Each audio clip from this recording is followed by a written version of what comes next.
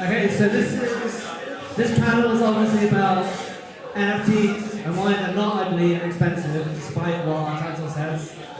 This panel's been moderated by Clarence, Bandwagon, Nessa Hope and So Paul, Frederick Francis from CryptoBanks, Chanel Lee from Tasty Toasties, and Amelia Tam from Tiger Archives. Hand over to Clarence. Okay, guys. All right. Can you guys hear me?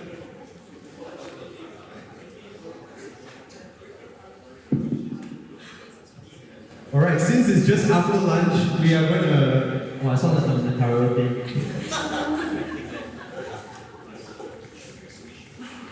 Alright, okay, we're gonna start with a poll, right? Since it's after lunch, we want to keep it light-hearted. So how many here own a NFT? By a show of hands.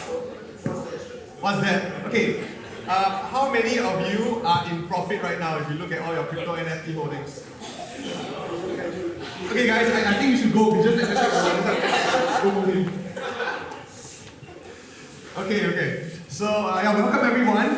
Thanks Blockhaus for organizing this. And today we are given a really controversial topic. And I think I've prepped all the panelists here that we really want to keep it unfiltered, right? And they are ready to share. And we also want to give some time to questions at the end. So we're just going to really dive into it. But first, let's start with an introduction from everyone, just to give our audience like a context of where we come from and our sharing as well. So I'll start. Clarence, the founder of Bandwagon. We are 11 years in the music and entertainment business, but we got into the metaverse this year, and it started because of my journey in DeFi before that. So I think I went into it in January. I was just looking for other ways to put my money besides Tesla shares. So I decided, some friend told me about yield farming. So I was yield farming early days in Zilliqa and ZilSwap, in Terra Luna as well, unfortunately before the crash. I was an early Galactic Funds holder, SMB, Solana as well. So I got into the metaverse really as a pivot for Bandwagon, just to add another vertical. And we are the first in Singapore to be a verified partner of a Decentraland Foundation. So we've been doing monthly concerts over there, and also of late we were the first to do CapitaLand's Web3 metaverse experience called Capitaverse. Yeah, so that, thanks for coming. Yeah, so that was our project. And we are also currently actively building different metaverse tools as well. So that's me, and how about we go around in just a minute to share about your background and how you got to Web3. Oh, so I'm Vanessa Ho, and I'm from SoCo, which is a community management platform that helps creators and brands engage with their audience through gated community and NFTs. So I got into Web3 last year really more as an observer, buying the major tokens, looking at NFTs. But this year, full time, because I'm friends with the co-founders of SoCo, Irene, and the rest of the team. So it's been fun. And then on the side of that, I also do social media content as well on Instagram, and a bit now more on Twitter to meet people like you guys. So that's about me. Hi, I'm Ferris. So I'm the co-founder of CryptoBanks. So we started about a year ago. I got into the NFT space. I actually lost quite a bit of money when I was in army, and I realized that I couldn't find projects that had what I wanted. So along with my friends, my friend here Rose, four of us, we started an NFT project called CryptoBanks. So we need to celebrate uniquely Singaporean culture and how we see through our eyes. We see through the army culture. So what we did was that we're actually building a utility business ecosystem where we partner with about 20 merchants right now to offer exclusive deals, promotions, and secret menus to our holders.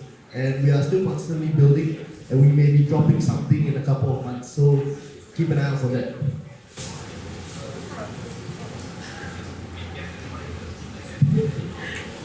Amelia, press the silver button.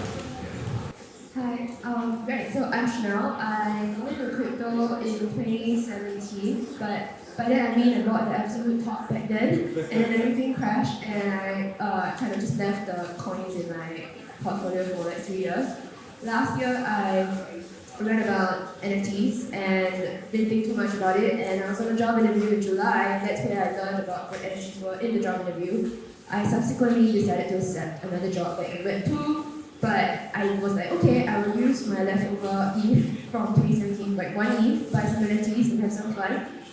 a week after I bought my second NFT, I decided with my brother that the NFT buying experience sucks and let's launch our own NFTs to make it better. So that's how I came into Web3 last year. It's been about a year, and I started a cute project that I hope girls would like called Tasty Toasties. And yeah, right now we are pivoting actually from the sale of the digital NFTs to create a physical merchandise brand, which is going backwards. But yeah, that's what we're up to.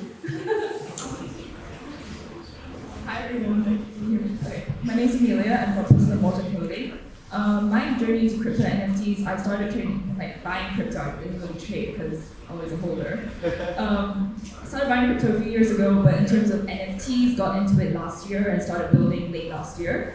So at Personal Motor Clothing, we are a Malaysian streetwear brand. We've been around for about 13 years. And our foray into Web3 was really our collaboration with Tiger Beer. So in January this year, we launched the Tiger Archives, which is a collection of 6,688 NFTs to celebrate the year of the tiger. We sold out in about 8 minutes, so we're very fortunate about that. And since then, we've just been building on our roadmap. And so when we talk about utility, we offer free beer to our holders. So, well, our holders get monthly beer redemption. And the Tiger beers you have, it's not out right now, but when you get it later on when they open the bar, we provided all the Tiger beers here. So that's something that our holders can enjoy in Malaysia and Singapore. Aside from that, we are also launching a new business called Digital Threads, which you can hear about later on at the 4 p.m. panel. But you see the Blockhead tees, the Blockhaus tees, it's all done by us. Earlier, Felix was out as well. He was wearing a tee that was done by us. So basically in the business of Web3 merchandise. And yeah, you'll hear more about that later today. Okay, awesome. So, we have some questions prepared that are related to the topic, but at the same time, I think we're also free flow because we've got some really varied talents here in Web3. So let's just start by kind of the Pandora's box, OpenSea volume sank to 13 bundle in August, right? I think it hit a lot of us quite hard. And I think some of us were expecting after the merge to go up, but it came down low. So how do you feel about the appetite for NFTs in the current climate?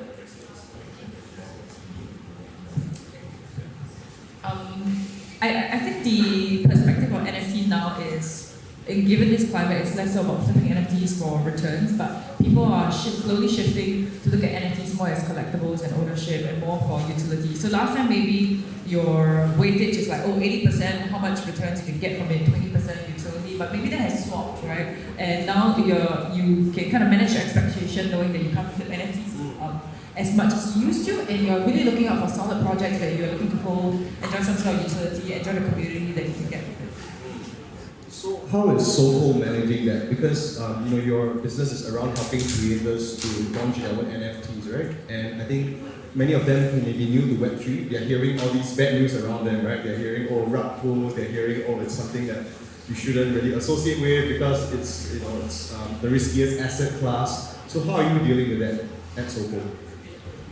Every project that we work with, whether it's on our main community platform or white label projects that we do with corporates and brands, have some sort of embedded utility. For the creator side, we are only getting started with our live platform next month, but we want to help them see whether the NFTs can benefit their Web2 business as well. Because everyone's quite scared, right? They don't want to lose their reputation that they built on Instagram and YouTube with NFTs. So I'm trying to, we're trying to pivot it to help them see whether this helps you in your brand engagement with your sponsors, your Web2 fashion business, for example.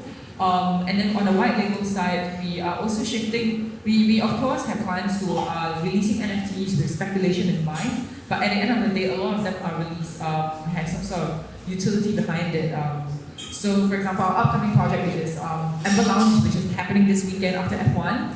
And they have shifted the membership model to, instead you call and book a table, and then you buy $800 to get in through the door, you can buy the NFTs, and you can get access to worldwide Amber Lounge in World Cup, in Vegas, in all sorts. And people are buying it with that use case in mind and less so speculation already. Right. And if they don't need it in the future, they stop going to Amber Lounge, settle down, become family man.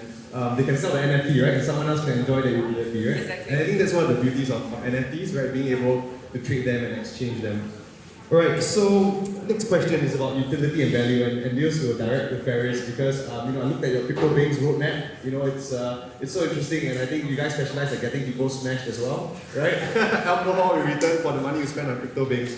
So does utility equals the value of an NFT? Okay, so I feel that like what you mentioned, now people are not thinking about flipping. So crypto banks, when we started in September 2021, it was never for people to start flipping. The entire idea was for people to come in the community and be themselves. There's no filter in our chats, just do what you want. And we want people to live the Abing lifestyle through us. So Abings are very resourceful. So what we do is that Abings always, they know the best place to eat, the best secret hangouts and all of that. So through our project, we give everyone the ability to live out and to be like a resourceful Abing through all our merchant platforms and merchant partners. So we actually have about 20 over merchant partners currently, and we launch a new merchant partner every Saturday or Sunday. So we are very consistent in this.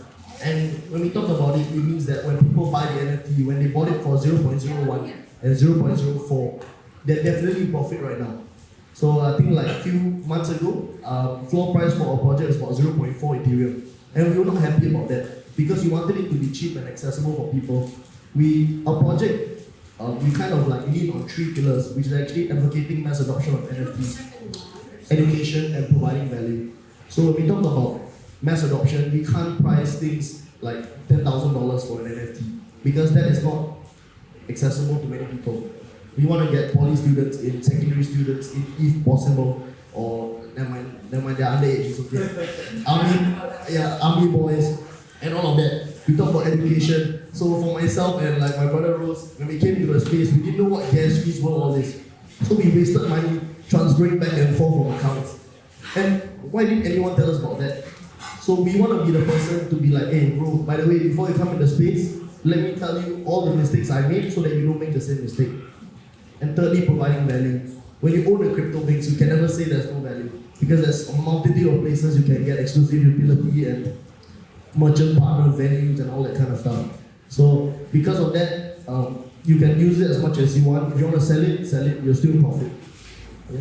Okay, so for some people here who may want to launch their own NFT collection, how does a project actually deliver more value, deliver more utility than the value? So someone pays you a certain amount, right, your min price, and you also get some from the resale. But how does that equate to the value? Because do you spend it from that amount? How do you get it through partnerships? How do you actually deliver more value and utility? So actually, because crypto banks, we launched in actually 4 phases. So first we did 88, then 188, 288, 388. So for the last 2 drops, we did a live mint at our physical space, Wicked Good. So one of my co-founders, Denzel, he opened a 2-story bar in bistro, and we did a live mint there. About 40 to 50 people turned up. And what we did was that they bought the NFT for about $50 US, but we offered free flow beers, burgers, and Martell. So you could drink away your entire value of your NFT. And immediately you make back your money and you still have a piece of art that you can sell. So this is how we kind of provide value for them. But definitely we don't use the sales yet. We pick up the money first. And the interesting part about crypto is that we actually haven't taken out the money from the earnings of the NFTs yet. It's still in the wallet. We haven't touched it yet. Yeah, so we're just trying to find a way to provide more value to our holders. Because when we started, it was kind of like satire. But now we realize that it's something important and we want to be more focused and spend the money very wisely. So something you shared with us earlier was that you guys are looking at merchant partnerships, right? Where people who hold the NFT can actually go to different merchants and get value. So can you just share with us what's the response when you go to these merchants? Out of 10 that you go to, how many actually say yes to an NFT, and what are some of the reasons why they do or why they say no? Okay, so good question. Actually, we've approached about, I think, 30 over merchants, and the 20 over that we have confirmed, actually everyone has a very good, they absorb it pretty well. All of them like it. So honestly, it's not about whether they don't want it, they actually are interested in it, but they just don't know how to do it. So I guess if we come to them and we approach them in a very professional way, they may get intimidated because they feel like there's a lot of information to absorb. So what we do is that we break it down for them. We let them understand it in a super easy way that even like uncles, they will even want to partner with us. And actually funny thing is that crypto banks, our demographic is actually like 35-year-olds to 55-year-olds. So we hang out with uncles all the time. Uncles buying NFTs. Yeah, uncles all buying NFTs. You come down to a physical space or event, it's literally all uncles. But I love those guys. Nice. Alright, so now Chanel, over to you. And I think what's interesting about Chanel, I've had the pleasure to meet with her a few times, is that she, in my opinion, is a risk taker and early adopter. So she actually left her job, right?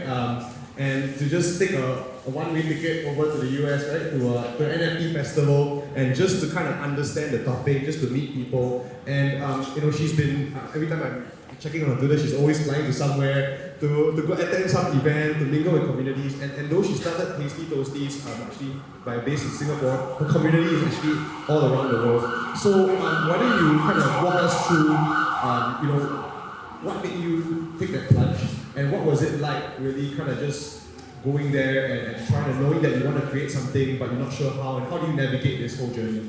Yeah, so thanks for that. I always wanted to start a brand that sold pajamas, which is totally financially unfeasible.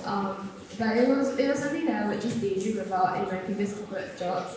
I don't do this anymore. I just want to sell pajamas. I want to start a brand called Toasty, and have a line of bed sheets. So when I learned about the NFT space and I saw the immense speculative hype, so I'll talk about the OpenSea thing later on as well. But I kind of knew that this was a bubble, and there was going to be a time cap to when everyone was just throwing money in the space. And being an opportunistic person, I took that opportunity. I was like, I can always go back and find a job, again. Like, I think it's a problem for me, but if I want to try starting my hand at a brand now, and it's a marketer's dream, right? Like anything that you do in the space now is considered media worthy because the space is so new. So I was like, okay, it's now or never, and that's why I just said goodbye to my shiny new job and instead bought a ticket to NFT New York last year. So this was right. I think like a couple of weeks after they opened the the COVID regulations. It feels like a distant dream now. They opened the COVID regulations, and then I just went to NFT New York alone. And at that time, I had already opened my Discord for I think about 1 or 2 months. So I did tell some people like in the community, but we haven't like minted yet. But there were some people in Singapore who started to know like what I was doing, and they were really, really helpful. Like people were lending me I think someone had a fractionalized wallet, and they gave me his code from the fractionalized ape so that I could go to the BYC party, for example. So Singaporeans were very supportive of what I was trying to do. And I think they were also kind of curious. I think a lot of people are like, I don't think she can make it, but let's just go see what she's doing. So I think that was kind of my experience. But the people I met in the US, they were very supportive and very open as well. And they were also pleasantly surprised, right? To find somebody who was like, oh hey, I don't really mind taking my royalties, like just here to hang out. So I would say that the space is very open and this culture is worldwide. And it was quite difficult, frankly speaking. If I could do it all over again, I would never do a 7,600 NFT collection by myself. Largely by myself. I had a couple of friends and my brother supporting me, but at the start, that's why I quit the job. So, and I think the reality is like I wanted girls or people who like cute fat bread to buy something that was different from pixelized artwork, which there's nothing wrong with pixelized art, but it's not everyone's cup of tea, right? So no, like I have an onion, I have a crypto onion. I love it. But people who are not into NFTs, like when I first looked at the artwork, I didn't understand. I was like, why is everything pixel?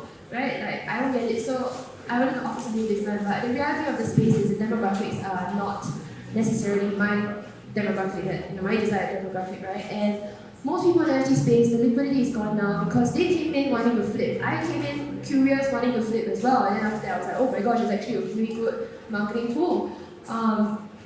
So I guess not everyone will change their opinions and stay, and I don't blame them for doing that, but I think there are plenty of amazing talents who are pushing the line forward. I kind of lost track. Basically, yeah, I think the space is experimental, and ideally you would have an offering that would appeal to people who are in it for the speculation and are also in it for the long-term vision. And if you can make your brand or your idea welcoming to both sides, then I think that's where you might be able to enjoy the benefits of the very vague demographics. Yeah.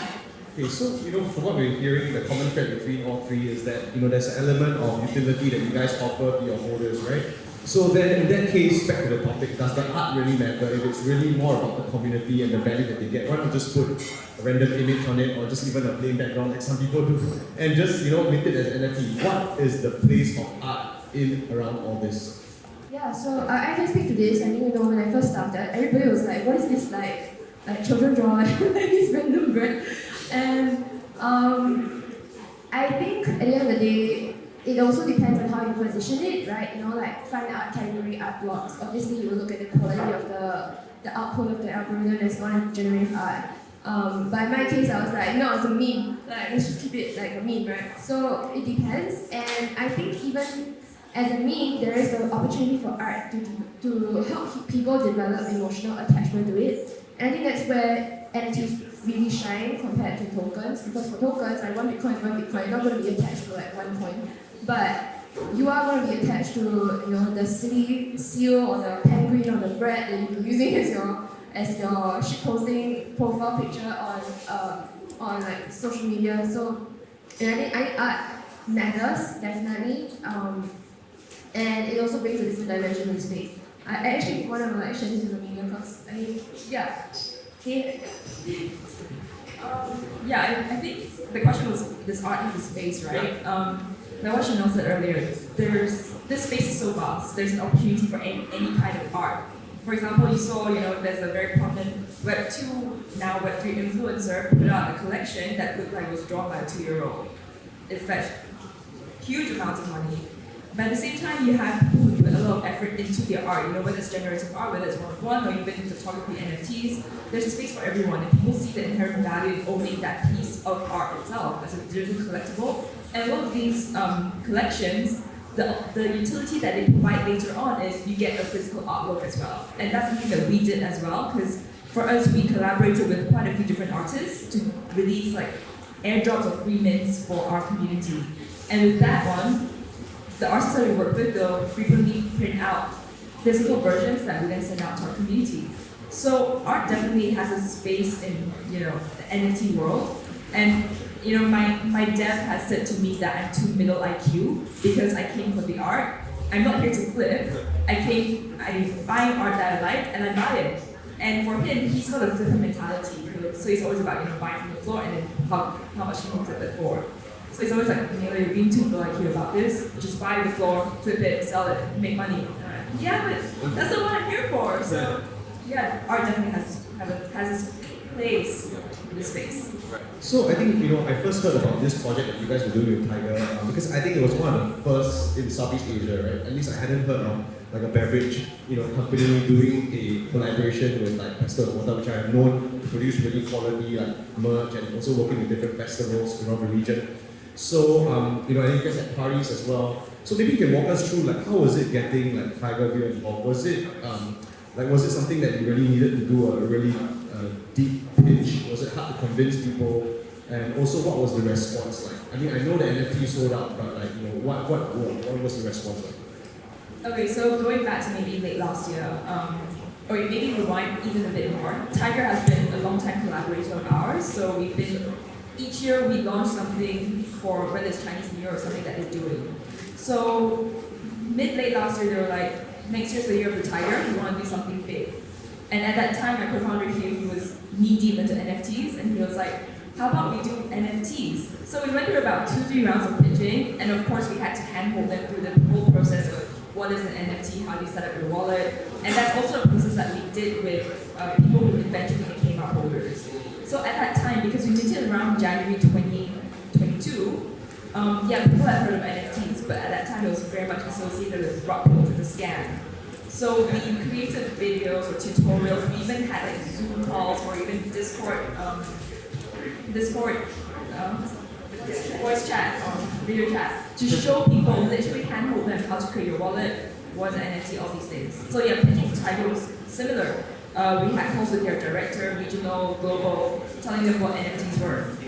So I think in terms of the project itself, a lot of people came for the free beer, but a lot of them also stayed for the community, and ultimately we built quite a tight-knit community. I have some holders here as well. Some holders, they come with us everywhere we go. So since our mint, we've done events or parties. Singapore, I think this is our third one. Malaysia, we've done 3. We've also done one in LA for NFT LA and New York for NFT New York, which we did together with Chanel and a few other Southeast Asian projects. So yeah, I think ultimately it's the community that really matters, and I lost track of your initial question. It's okay. Okay, so my next question is on the money part. So you see, NFTs are ugly and expensive. So we talked about the art, we talked about how you guys came up with it. So now let's talk about the money part, right? So how important, and we're going to keep it unfiltered, how important is the floor price for you guys of your NFT collections, both of your creators and also of your own, to be honest? Can I touch on that a little bit? Okay. Yeah, so our full price isn't great, but for us, the money part, it was important at the start because we allocated about 30% of our mint proceeds towards a grant, and this grant goes towards Southeast Asian creatives, so it doesn't matter if you're an artist or even a chef. You apply, the community votes who gets the grants. So today we've gone to about 4 artists for now, and we have 4 more to fund until the end of the year. So a lot of people have told us, our project is significantly undervalued because of all the utility you get out of it. And yeah, floor price is something that is probably comfortable. We're not going to sweep on the floor either to call fees, pull up the floor price a little bit. But yeah, I'm curious to hear, some of the things. I know you haven't touched upon that yet. Tasty Toasties, you guys put out so many different things. I know you mentioned earlier that NFT is one thing, but there's also other parts that you're diversifying. So, what are your thoughts on this part of it, the money side?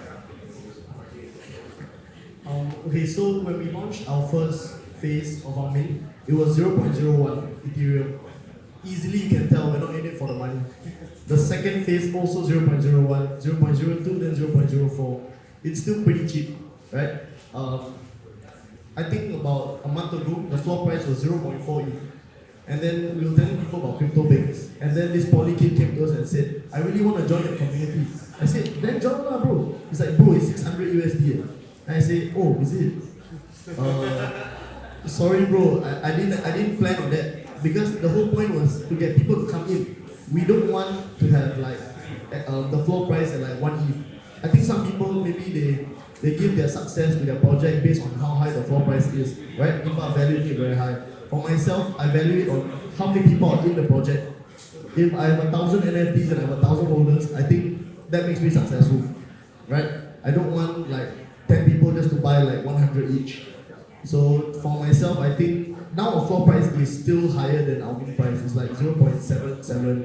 So people are still in profit actually. And people are, they're welcome to buy off the floor, but I'm happier if they buy it at a cheaper price than if they buy it at an expensive price, in my opinion. Yeah. Nice. Okay, well, how about Vanessa? Because Vanessa, for you, you're working a lot with independent creators, influencers, right? And I think for a lot of them, how they've also become influencers is because of metrics, right? They did content that appeals to people, that got likes, got followers. So naturally, when they think of NFTs, I think public metrics are something that I'm guessing will be of a concern for them. So how are you handling this aspect of it, especially working with influencers and creators? I think one of the deal breaker of their NFT projects on the platform or as an independent project we do for them is how much they maintain their engagement in the community, how often do they chat with them or give them benefits like AMAs or event passes, all that sort. And I think the floor price is still a very important metric, whether it's for monetary sake or not, right? It's because it creates some sort of positive feedback loop, right? If I'm an influencer and my floor price keeps dropping, I probably ditch this and just continue my influencer Instagram ads, right? We still want that continuous feedback loop to kind of encourage them to continue engaging the community members, provide them benefits, and in certain cases where you provide in real life utility, you still need ops costs for it, and the money has to come from somewhere. And I think it doesn't have to be skyrocket high, but it has to be at a level where they feel encouraged to spend the time to do it, especially when they're very new into it and they don't want to see it slip really fast. And if you want to provide some sort of benefits and utility, that has to come from somewhere as well. So it's still pretty important to maintain that. So So how are you all planning to help them with that? So let's say their floor price drops, do you have a fund to buy back some, or are you going to be doing some marketing to help them to push their tokens and their NFTs? What's the plan for that? I think for us, a couple of ways. I mean, of course, having a liquidity pool is a beneficial thing. Some of the exchanges where we talk to about listing, they keep asking us about, oh, how much liquidity do you have? Say, example, if one of the creators get into a sex scandal and the floor price like slips through the roof, right? Then like, are we gonna buy back everything for the floor? But one of the other more sustainable metric that, besides having a huge liquidity pool, right, is really cross-sharing of community. So on our community management platform that we are doing early previews for early users right now, you can see that you can discover other people's creators. Like if all of us have one community each, right, I can see, like my fans can see like your community, your fans can see ours as well. And that kind of keeps it like a growing and like a ever-growing community base. Yeah.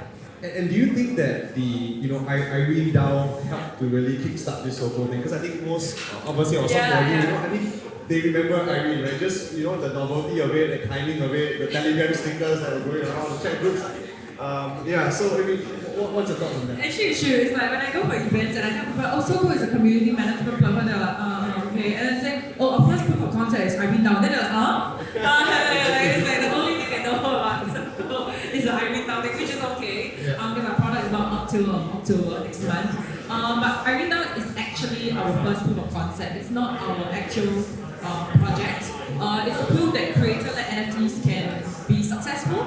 It can have some sort of utility like governance, parties, all that sort of collaboration that she did with Gozali, all that came from the community. So it proved utility, it proved, and it also proved that it can be mainstream to the Web2 community as well. It was featured in all sorts of Web2 media, and there are a lot of people who are new to NFTs or don't even know anything about Web2 knowing about Irene DAO. So we kind of want to replicate this model of success and the understanding of consumer behavior to our other creator and brand-led NFT projects down the line as well. And as a company, I'm curious, how do you all deal with it? Because I saw the comments on some of the comments on Mothership and on Twitter, Yeah, it was so false that we did make 7.5 million. It's like your transaction. No, but not just about that. There was people kind of saying like, oh, this NFT thing is so frivolous. It's so like, why would people pay for this and stuff like that? How did you all deal with it internally? Was it something you were happy about? Because bad news is good news, or what was your thoughts?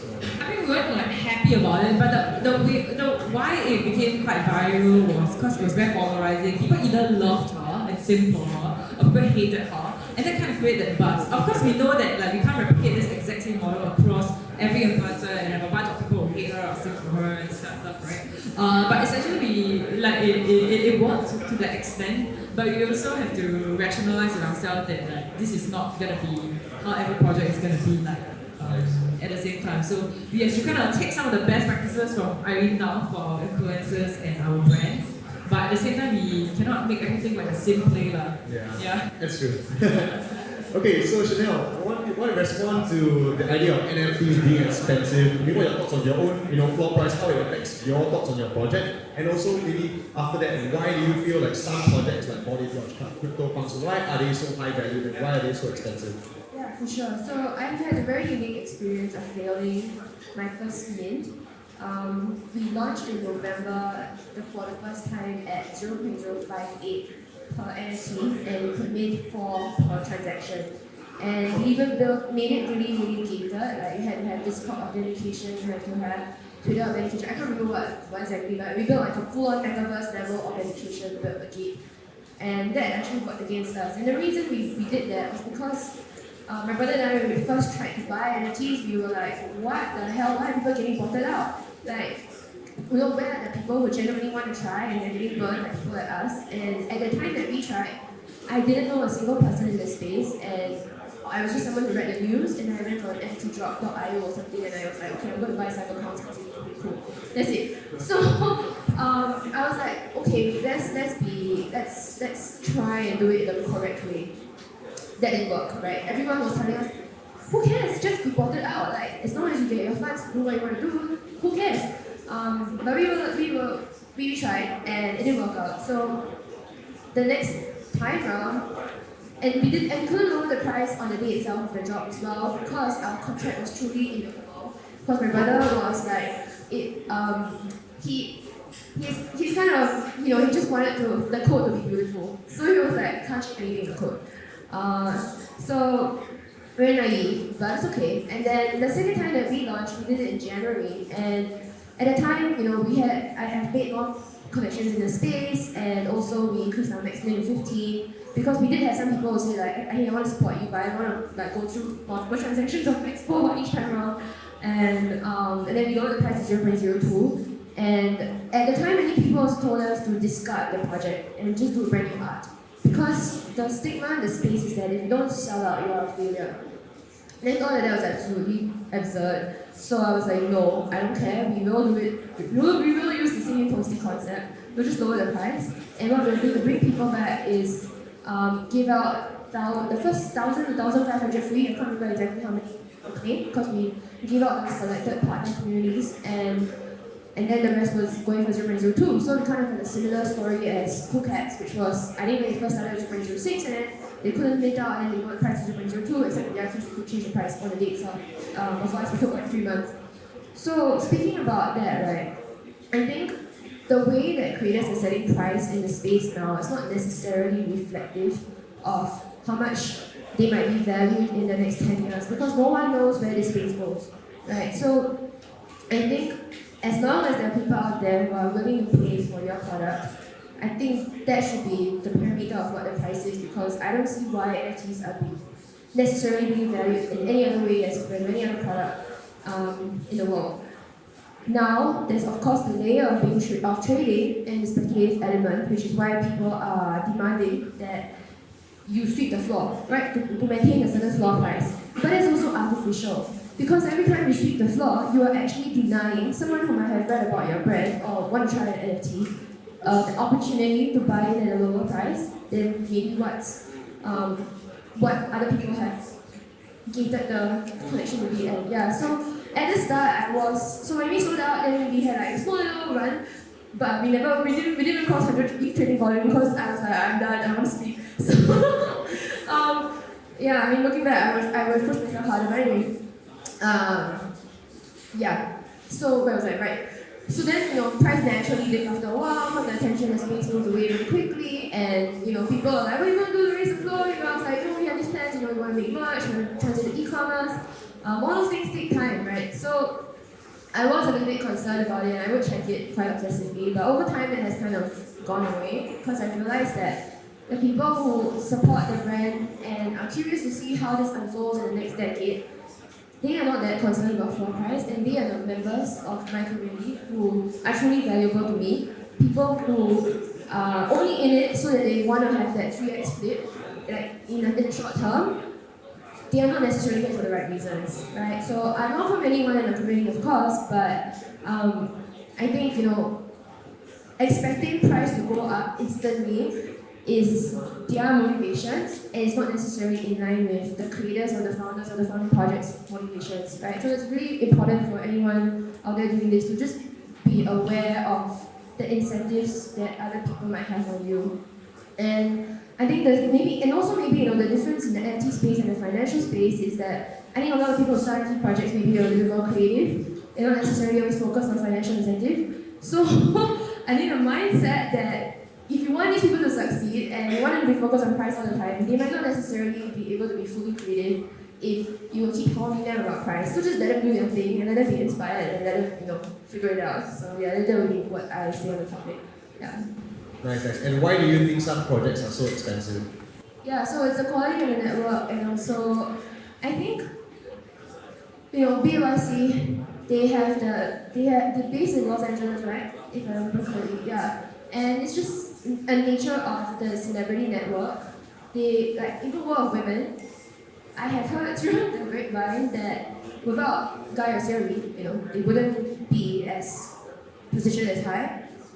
It really is through the quality of the celebrity in the Hollywood network. I think there's a lot that goes on behind the scenes that people in the media don't necessarily immediately show you. I'm pretty sure the top few blue chip projects, they all have representation with Hollywood agencies, and that's how they get their celebrity networks in place. It's not as clear cut as it seems. Eva Longoria doesn't go and buy her own equipment. Eminem doesn't buy his own Snoop Dogg, he doesn't buy his own bodybuilder club. Like someone brokered that deal. And when you have celebrities in place and enough of them in the ecosystem, naturally people would see that as an exclusive club and they would not sell the NFTs away as easily. But there's only so many there's only so many projects that can potentially hold that kind of network. So yeah, that's why it's not all the projects. Okay, alright. So I think we've got the call time on the panel, right? Do you want to have any questions or? Okay, does anyone have a question before we close out the panel? Anyone? Don't be shy.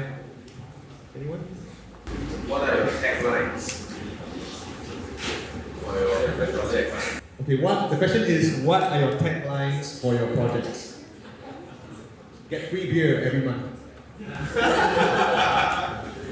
want to stay away from that a little bit? I mean, here is one thing come forward against community. Don't really think we have a tagline, but we're all here about the culture, about increasing the experience of whether it's for the brand or for the community and whatnot. No, I don't have a tagline. I should have thought about it. Alright, that's why you're here for. A good learning. Alright, Amelia. Okay, how about you want the tagline? Let's get this brand. Let's get this brand. Let's this money as well. So for crypto beings, you all are being yourself. So our tagline is stay real, stay what with crypto beings. Nice, I love it, I love it. I think Stay what? You be real, money will come. That's right. Yeah. Okay, how about Soko?